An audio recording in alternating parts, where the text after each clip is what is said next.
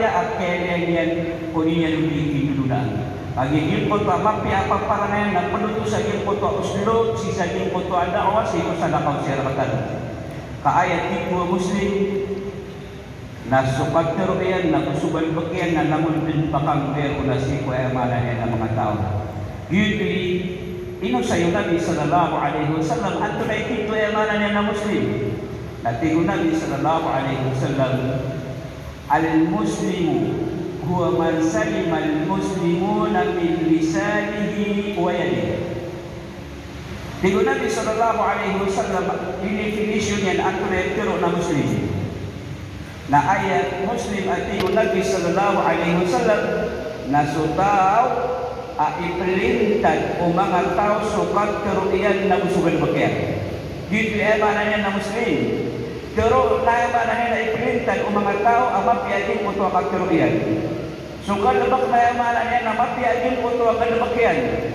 Ang ipilintan o mga tao agin po ito ang mana na kalabakyan. Dito Muslim at tigun Nabi sallallahu alaihi wasallam. Nagyan po ito ang mana na nakapi kapaking duluna. Kapi ang paparangayan, nagyanan dito ang mana na agama. Dito ang mana na agama. Anto na ikapiro Nabi sallallahu alaihi wasallam sa kiyawsa niya nun sa ayat ito ay manan niya na agama nagyiw ko ito ang paparangayan. Anto na ikapiro Nabi sallallahu alaihi wasallam ad-dinu huwa husnul khuluq ay agama at iyon Nabi sallallahu alaihi wasallam ay mana agama ad-din na tareka paparangayan, dadabiyatan, ukit-ukit na ayat paparangayan agama atigo Nabi sallallahu alaihi wasallam nagyaw kutwa kapya o paparangayan. Kapya o mana niyan nadadabiatan o mana niyan na tao. Gidi kaya ano yun o Nabi sallallahu alaihi wasallam inunyari aso Nabi sallallahu alaihi wasallam nagyanan sekalian ilagi wal akrawatan o kapya o mana niyan na paparangayan. Ini si Rasulullah sallallahu ini si Aisyah radhiyallahu taala anha na ay pamparangayan o Nabi sallallahu alaihi wasallam na ayat riyan na ayat tingin apaparangayan yan naginan suaya mana niya na mapapadala sa Quran. So tingin sa mapapadala ng Quran nagito ni paparangayan o Rasulullah. Lain naman sa Rasulullah sallallahu alaihi wasallam kung kapiyan niya mana niya nakapaparangayan Bapak si bukan jendela lupa. Nak kantor rumah pe mana niya napaparangayan. Ya kasi lagi mo tayo sa ko mana niya jendela lupa yan. Na inuitan niya sa mana niya napanganang.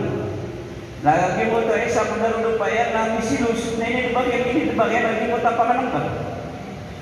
Ato na pisiri ato Nabi sallallahu alaihi wasallam. Banyak imbusit sila ramanya, banyak yang Nabi samaratanda. Ayah buatnya teruyan natigian. Misilu sandigin si inayu, misilu si inayu, nasupangan ng nagingen pamurot lagi untuk mana yang napangan. Kape ikapaki diluna sunabitan Muhammad alaihi salatu wassalam inuskannya membuatnya badai alat tinaka number one amama sa dunia. Agi foto ini surat mana yang namanya heart magalus amama na ayatnya pilihan na number one amian di Eropa. Rasul Muhammad sallallahu alaihi wasallam. Dan yang makili Isa alaihi salatu wasallam ay natuliran. Dito na Amerikano. Kaya kinanay niyo hal.